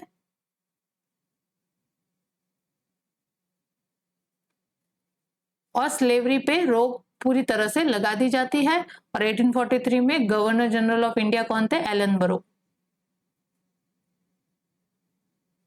तो एलन बरो के टाइम पीरियड में इंडियन स्लेवरी एक्ट पास किया जाता है और उससे पूर्ण रूप से प्रतिबंध लगाया जाता है इस स्लेव्स के या दास लोगों के खरीद और बेचने के ऊपर रोक लगाई दी जाती है। तो इस तरह से स्लेवरी जो है वो भारत में देखने को मिलती है। सबसे पहले 1789 में बंगाल में खत्म की जाती है इसको बाय लॉर्ड कॉर्नवालिस। उस समय गवर्नर जनरल ऑफ इंडिया थे। ईस्ट इंडिया कंपनी का ये स्टेप होता है। फिर 1833 में चार्टर एक्ट के साथ साथ स्लेवरी अबॉलिशन एक्ट भी पास करके इस तरह की प्रैक्टिसेस पे बैन लगाने की कोशिश होती है। एंड फाइनली 1843 में इंडियन स्लेवरी एक्ट को पास करके इस तरह की प्रैक्टिस पे टोटली बैन लगा दिया जाता है और इसको जुरिडिक्शन के अंदर ले आया जाता है। यानी कि अगर कोई इस तरह की प्रैक्टिस करता है तो वो आईपीसी की द्वारा इंडियन पेनल कोड के अंडर प्रोसिक्यूट किया जाएगा, उसके ऊपर केस दर्ज करके मुकदमा चलाया जाएगा। Now next question is question number 34। Awadh was annexed to British Empire in India by option A policy of subsidiary alliance, option B doctrine of lapse, option C by declaring the state as maladministered, option D by waging war. War के द्वारा या मल administration का charge लगा के या doctrine of lapse जो डलहौजी के इंस्ट्रूमेंट थे अनेक्सेशन के, या पॉलिसी ऑफ सब्सिडरी अलायंस जो वेलेस्ली ने इंट्रोड्यूस की थी, किसके तहत अवध को अनेक्स किया गया था इन ब्रिटिश एम्पायर। तो यहाँ पे आपका ऑप्शन सी जो है वो करेक्ट आंसर हो जाता है by declaring the state as maladministered. यहाँ के शासक था वाजिद अली शाह।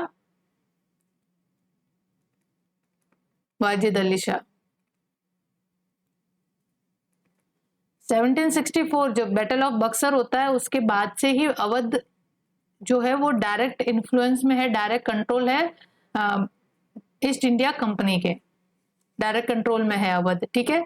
लेकिन अवध को 1856 में लॉर्ड डलहौजी द्वारा वाजिद अली शाह पे ये चार्ज लगाया जाता है कि तुम यहाँ की जनता को मल एडमिनिस्ट्रेट कर रहे हो, यानी तुम्हारा एडमिनिस्ट्रेटिव सिस्टम सही नहीं है, जनता तुमसे खुश नहीं है। इस वजह से जो ब्रिटिश एम्पायर है इनका फर्ज बनता है कि तुम्हारे की जनता के बारे में सोचे। और फाइनली अवध को इस तरह से अनेक्स कर लिया जाता है वाजिद अली शाह से, उसके ऊपर मल एडमिनिस्ट्रेट का चार्ज लगाकर इन 1856, ठीक है, बाय लॉर्ड डलहौजी। तो अवध को अनेक्स किया गया था on this basis, declaring the state as maladministered by Lord Dalhousie in 1856। Because Lord Dalhousie के टाइम पे जो एरिया पहले डलहौजी के टाइम के पहले सब्सिडरी अलायंस द्वारा या ट्रीटी द्वारा ब्रिटिश एम्पायर के इन्फ्लुएंस में थे, उन इन्फ्लुएंशियल एरिया को डलहौजी ने फिर अनेक्स कर लिया। कंप्लीट कंट्रोल ब्रिटिश इंडिया का या ब्रिटिश गवर्नमेंट का उन एरिया पे ले आए। जैसे कि सतारा क्रिएट हुआ था, सतारा, झांसी, संबलपुर, बाघत, इन सब प्रिंसली स्टेट को जो कुछ ब्रिटिश के द्वारा जैसा सतारा क्रिएट की गई थी और कुछ ऑलरेडी जो प्रिंसली स्टेट भारत में पहले से एग्जिस्ट करती थी, उन सब को डलहौजी के टाइम में अनेक्स कर लिया गया किसी न किसी रूप में। किसी को डॉक्ट्रिन ऑफ लैप्स का इंस्ट्रूमेंट यूज करके, किसी को मल एडमिनिस्ट्रेड करार देके, किसी को बाय वेजिंग वॉर के द्वारा वॉर करके अपने ब्रिटिश एम्पायर की में अनेक्स कर लिया गया था इस तरह से। तो उसमें से अवध को 1856 में मल एडमिनिस्ट्रेशन का चार्ज लगा के अनेक्स किया गया था by Lord Dalhousie. Next question is question number 35। James Andrew Ramsay was the real name of which governor general of India? किस गवर्नर जनरल का real name James Andrew Ramsay था? तो आपका ऑप्शन है lord Dalhousie, option B lord Canning, option C lord North, option D Lord Curzon. तो इसमें आपका right answer है option A lord Dalhousie. Lord Dalhousie का real name James Andrew Ramsay था, ठीक है। Now next question is number 36।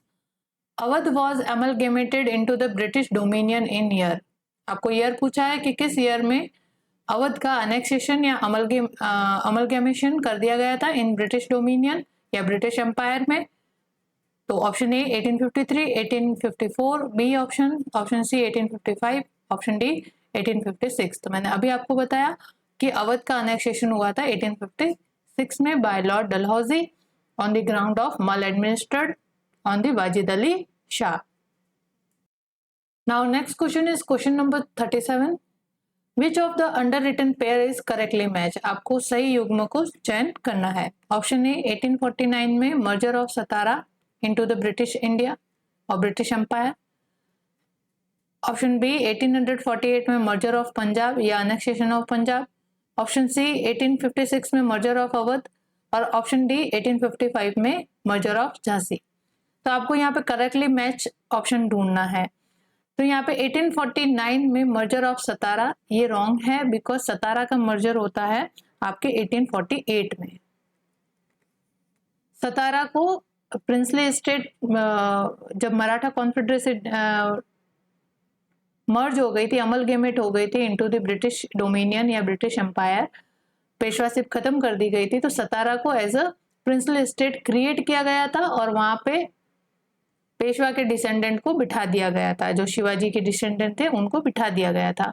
लेकिन बाद में 1848 में डलहौजी ने सतारा को अनेक्स कर लिया into the doctrine of lapse. ठीक है. और यहाँ पे पंजाब का अनेक्सेशन 1848 में नहीं होता है, 1849 में होता है. 1849 में पंजाब का अनेक्सेशन होता है by Lord Dalhousie by waging the war on the Punjab.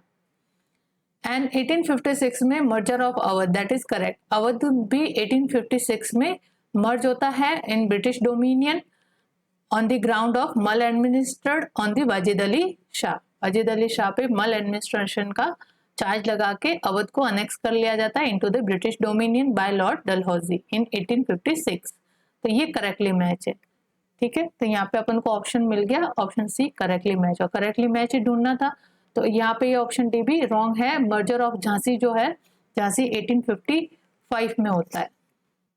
O sorry, Jhansi जो है आपका 1853 में होती है. 1853 में होता है. Now next question is question number 38. Who among the following formulated and implemented the doctrine of lapse? Doctrine of lapse को किसने फॉर्मुलेट किया था और किसने इम्प्लीमेंट किया था? तो doctrine of lapse is famous for Dalhousie. Annexation किया था. Doctrine of lapse was a instrument of annexation of Lord Dalhousie. तो ऑप्शन सी आपका करेक्ट आंसर है. दूसरे देखने की जरूरत नहीं. वेलेस्ली ने तो सब्सिडरी अलायंस इंट्रोड्यूस किया था. हेस्टिंग ने यहाँ पे पैरामाउंटेसी का कॉन्सेप्ट दिया था.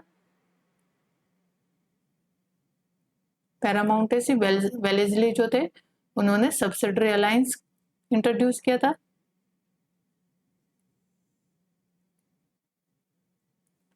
और रॉबर्ट क्लाइव ने उस समय कंपनी के एजेंट थे, भारत में आए थे.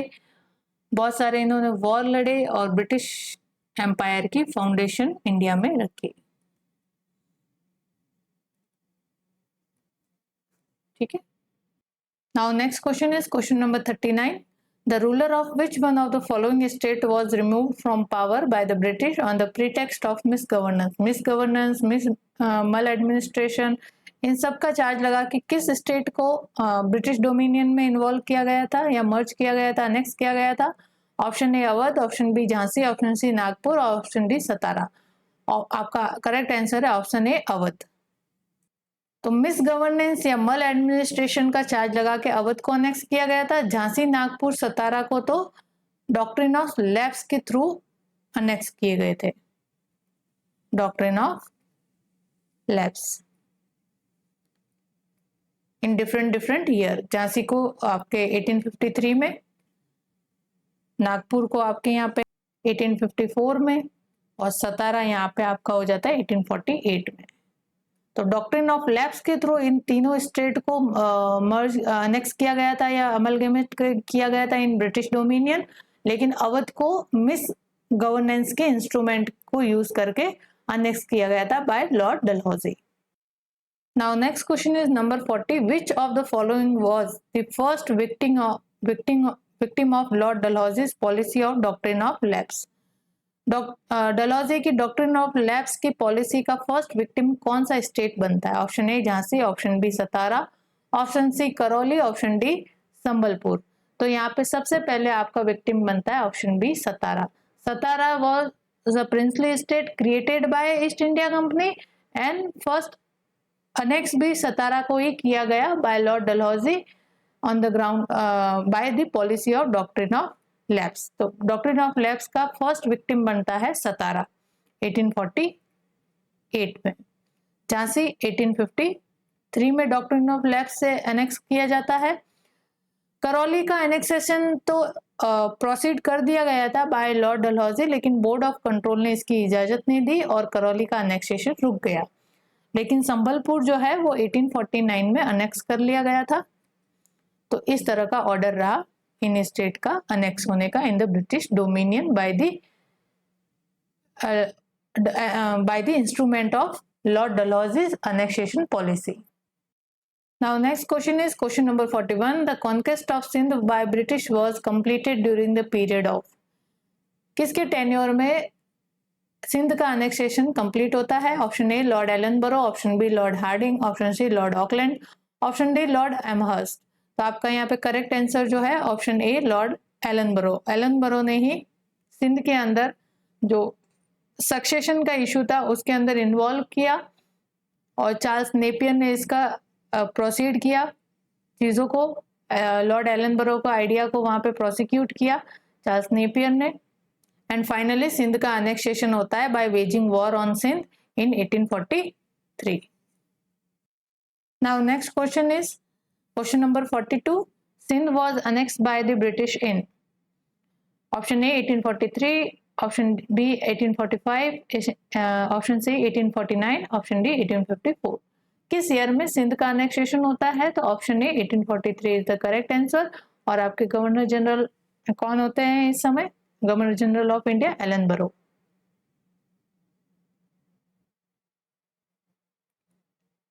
Now next question is question number 43.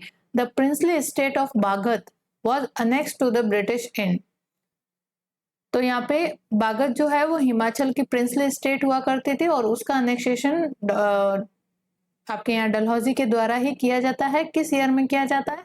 Option A 1848, option B 1850, option C 1852 और ऑप्शन डी 1853। तो बागत का अनेक्सेशन होता है 1850 में। Option B is the correct answer. 1850 में हिमाचल के प्रिंसली स्टेट बागत को अनेक्स कर दिया जाता है by the doctrine of lapse. Now next question is question number 44. Who among the following was the British residents in Awadh at the time of its annexation into British Dominion?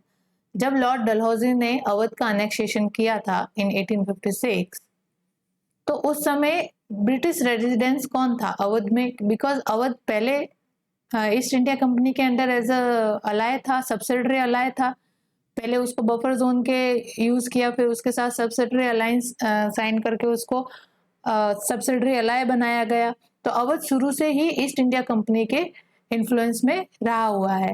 लेकिन फिर डलहौजी आए और इन्होंने फिर अवध को अनेक्स ही कर लिया completely. उसके ऊपर से जो उसके लोकल रूलर है उसका एडमिनिस्ट्रेशन हटाकर उसको डिपोज कर वहाँ के शासक को और कंपनी का रूल अवध में एस्टेब्लिश कर लिया और अवध को कंपनी के डोमिनियन में मर्ज कर दिया। तो उस समय ब्रिटिश रेजिडेंस अवध में कौन था ये पूछा जा रहा है। तो option A James Outram, option B V S. Sleeman, option C Bishop R Heber, option D General Low. तो आपको डायरेक्ट याद रखना है यहाँ पे option A James Outram. James Outram was the British resident in the Awadh when annexation of Awadh was happened. Now next question is question number 45. The first railway in India was let down during the period of. किसके time period में, कौन से governor general के time period में India में first time railway introduce किया गया था, यह रेलवे लाइन बिछी थी? तो option A lord Dalhousie, option B lord Curzon, option C Lord Wellesley, option D lord Lytton. तो यहाँ पे फर्स्ट रेलवे जो रेलवे लाइन बिछी थी इन इंडिया में वो 1853 में बिछी थी। 1853 में किसका टाइम पीरियड हो सकता है? लॉर्ड डलहौजी का। लॉर्ड डलहौजी 1848 से आते हैं भारत में और 1853 के अराउंड इनका टेन्योर रहता है। तो Lord Dalhousie was the governor general of India जिनके टाइम पीरियड में फर्स्ट रेलवे लाइन बिछी थी। और फर्स्ट रेलवे लाइन जो है वो बॉम्बे से थाने के बीच में चलती है, बॉम्बे टू थाने के बीच में फर्स्ट रेलवे लाइन बिछती है और फर्स्ट ट्रेन बॉम्बे से थाने के बीच में 1853 में लॉर्ड डलहौजी के पीरियड में चलती है। Now next question is question number 46, the first railway line was open in India between, option A Howrah and Serampore, option B Bombay and Thane, option C Madras and Guntur, option D Delhi and Agra. तो इसका करेक्ट आंसर क्या है? Option B Bombay and Thane in 1853। 1853 में भारत में सबसे पहले railway line बिछती है बॉम्बे से थाने के बीच में, in the period of Dalhousie's tenure. Now next question is 47, the first railway line in India was started in the year। Year पूछा है आपको, option A 1853, option B 1850, option C 1840, option D 1890। तो कौन सा ईयर है? Option A 1853। 1853 में बॉम्बे से थाने के बीच में फर्स्ट रेलवे लाइन बिछती है और डलहौजी उस समय गवर्नर जनरल होते हैं इंडिया के। Now next question is question number 48, which company started the first railway service in India। ठीक है, वही चीज है, बॉम्बे से थाने के बीच में जो फर्स्ट रेलवे लाइन बिछी थी वो किस कंपनी ने बिछाई थी? यहाँ पे कंपनी का नाम पूछा जा रहा है। तो option A eastern railway, option B great Indian peninsular railway, option C Madras railway, option D Awadh Tirhut railway. तो इसका करेक्ट आंसर है आपका option B great Indian peninsular railway. ये जो फेज था जब भारत में रेलवे लाइन बिछाई जा रही थी, तो आपको क्या लगता है ये रेलवे लाइन लोकल लोगों के ट्रांसपोर्टेशन के लिए, उनकी सुविधाओं के लिए बिछाई जा रही है कि ताकि वो आराम से ट्रांजिट कर सके यहाँ से वहां? नहीं, यहाँ पे दौर होता है मर्केंटलिज्म का। ब्रिटिश ईस्ट इंडिया कंपनी ने जब भारत पे अपनी मेजर टेरिटरी को गेन कर लिया था, भारत के सब कॉन्टिनेंट पे जितनी भी टेरिटरी थी उनको अपने अंडर ले आए थे। Almost whole India was covered under the British dominion. तब अब इतनी बड़ी टेरिटरी को गवर्न करने के लिए, एडमिनिस्ट्रेट करने के लिए, आपस में कनेक्शन बनाने के लिए, सो दैट के इजीली मिलिट्री या फिर जो एक्सपोर्ट है इनके प्रोडक्ट उनको इधर से उधर ट्रांजिट कर सके, इसलिए रेलवे लाइन बिछाई जा रही थी। और यहाँ पे यूरोपियन कंट्रीज को भारत में इन्वेस्ट करने के लिए भारत के मार्केट को ओपन किया जा रहा था बाय ऑल दीज एक्टिविटीज, जैसे रेलवे लाइन बिछाना है, ठीक है, एक्सपोर्ट एक्टिविटीज को बढ़ाना है। तो यूरोपियन कंपनीज भारत में आके रेलवे लाइन बिछा रही है, तो it's not for Indian people, it's for British people के उनके जो एक्सपोर्ट है, उनके एक्सपोर्ट के गुड्स है उसको ट्रांजिट करने में आसानी हो। जैसे मान लो कि यहाँ पे बंगाल रीजन से या फिर जो इंटरनल रीजन है मध्य प्रदेश वगैरह से अगर कोई गुड्स है आपको पहुंचाना है यहाँ पे बंदरगाह तक, गुजरात के या बॉम्बे के, तो आप कैसे पहुंचाओगे? बैलगाड़ियों पे तो पहुंचाओगे नहीं। इस वजह से रेलवे लाइनें बिछाई गई ताकि रेलवे के थ्रू इन गुड्स को पोर्ट तक पहुंचाया जाए और पोर्ट से फिर यूरोप की तरफ इन्हें भेजा जाए। तो ये एक्टिविटीज डलहौजी के टाइम पीरियड में शुरू होती है और इंडिया में इसको मर्केंटलिज्म के नाम से जाना जाता है, जो एक तरह से ड्रेन ऑफ वेल्थ का ही पार्ट था। इंडिया के रिसोर्सेज को जितने ज्यादा ड्रेन कर सके उस समय किया जा रहा था by the introducing the Indian market to the European traders. तो उस समय का ये फॉरेन इन्वेस्टमेंट के रूप में कह सकते हो कि फॉरेन जो कंपनियां हैं वो भारत में आके इन्वेस्ट कर रही थी। तो यहाँ भी लोकल पीपल के लिए जॉब जनरेट तो हो ही रही थी एक तरह से, लेकिन यहाँ पे जो इंडिया के रिसोर्सेज है उनको ज्यादा एक्सप्लॉइट किया जा रहा था, उनका ज्यादा ड्रेनेज करके इंडिया यूरोप के मार्केट में उनको पोर किया जा रहा था। ठीक है, तो यहाँ पे यूरोप वेल्दी हो रहा था बाय ऑल दिस एक्टिविटीज, और यहाँ पे खाली इंडियन लोगों को तो स्लेव के रूप में यूज किया जा रहा था, उनको एक मजदूर के रूप में यूज किया जा रहा था। लेकिन टोटल कंट्रोल पावर जो है, जो रिवेन्यू पूरा गेन हो रहा था वो ब्रिटिश ईस्ट इंडिया कंपनी या ब्रिटिश गवर्नमेंट को हो रहा था। Now next question is 49. The last major extension of British Indian territory took place during the time of। ठीक है, सबसे ज्यादा ब्रिटिश टेरिटरी का एक्सपांशन किसके टाइम पीरियड में होता है? Option A Dufferin, option B Dalhousie, option C Lytton, option D Curzon. तो option D Dalhousie will be correct answer, क्योंकि डलहौजी के टाइम में ही बहुत ज्यादा अनेक्सेशन होते हैं। ऑलमोस्ट ऑल डलहौजी के टाइम पीरियड पे होल इंडिया को ब्रिटिश डोमिनियन के अंदर ले आया जाता है। तो major expansion of British territory took place during the reign of Dalhousie. Now next question is Question number 50. Public Work Department (PWD) was organized or set up in the 1845 to 1855 by किसके द्वारा PWD की स्थापना की गई थी? Option A lord Dalhousie, option B Lord Cornwallis, option C George Auckland, option D Warren Hasting. तो यहाँ पे करेक्ट आंसर है आपका ऑप्शन ए लॉर्ड डलहौजी। जब आप ये गवर्नर जनरल और इसके ऊपर हमने जो लेसन बनाया है उसको आप पूरा देखोगे तो आपको already you will be able to attend all this question. तो पब्लिक वर्क डिपार्टमेंट का एस्टेब्लिशमेंट लॉर्ड डलहौजी के टाइम पीरियड में किया गया था, उनके द्वारा किया गया था। Now next question is question number 51. In whose rule the widow remarriage act was implemented in? किसके टाइम पीरियड में या किसके रूल के समय विडो रीमैरिज एक्ट पास किया गया था या इम्प्लीमेंट किया गया था? Option A lord Dalhousie, option B lord Canning, option C sir Henry Hardings, option D lord Lawrence. तो आपका करेक्ट आंसर हो जाता है option B lord Canning. In 1856 में विडो रीमैरिज एक्ट पास किया जाता है, उस समय टाइम पीरियड होता है लॉर्ड कैनिंग का। Lord Canning was the first viceroy of India.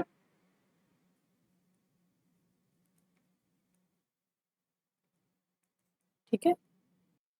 Now next question is number 52. Queen Victoria's manifesto was read out in Allahabad on November 1, 1858 by option A Lord William Bentinck, option B Lord Canning, option C Lord Burenham, option D sir Harcourt Buttler.